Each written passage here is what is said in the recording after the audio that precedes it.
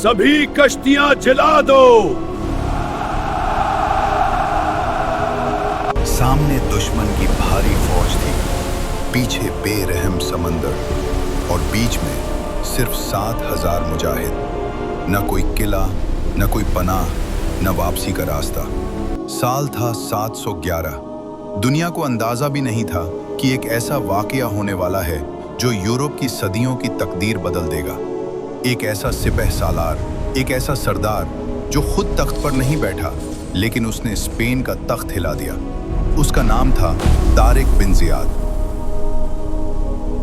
रात गहरी थी, लहरें साहिल से टकरा रही थी और तारीख एक नए मोड़ का इंतजार कर रही थी।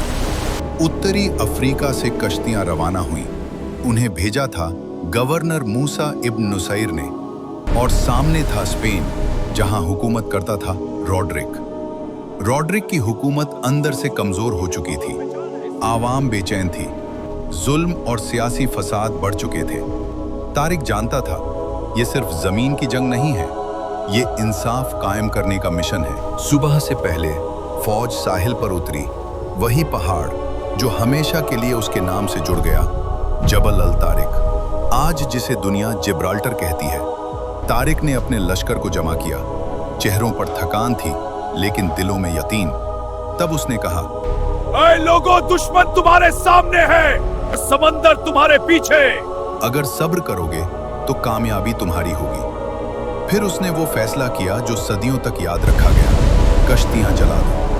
लपटें आसमान तक उठी। एक सिपाही ने अर्ज किया, ए अमीर, अगर हम शिकस्त खा गए तो?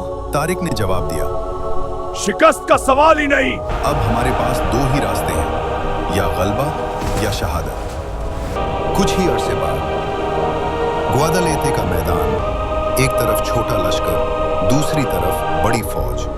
जंग कई दिन जारी रही। तारिक ने लश्कर को छोटे दस्तों में तकसीम किया। अचानक हमले, तेज वार, रॉड्रिक की फौज बिखरने लगी। रिवायत है खुद रॉड्रिक मैदान से फरार हो गया और उसी लम्हे स्पेन का दरवाजा खुल गया। कोर्दोबा फतेह हुआ, ग्रेनाडा फतेह हुआ, फिर टोलेडो। टोलेडो जो हुकूमत का मरकज था।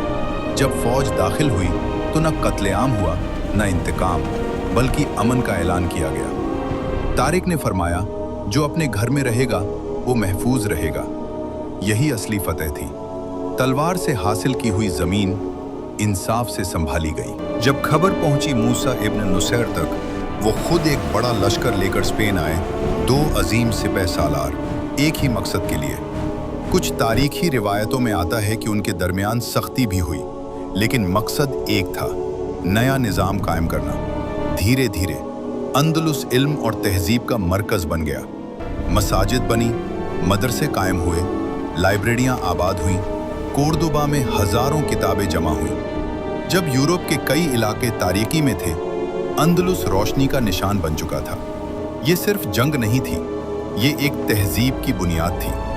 लेकिन सियासत हमेशा एक जैसी नहीं रहती। दोनों सिपह सालारों को दमिश्क बुलाया गया। हालात बदल चुके थे।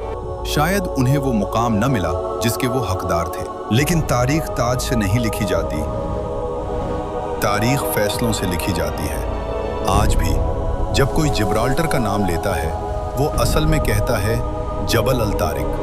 एक ऐसा सिपह सालार जिसने वापसी का रास्ता जला दिया ताकि आने वाली नस्लों के लिए कामयाबी का रास्ता खुल सके। उसने कश्तियां जलाई थीं, लेकिन असल में उसने खौफ जला दिया था। और कभी-कभी तारीख बनाने के लिए वापसी के सारे रास्ते खत्म करने पड़ते हैं।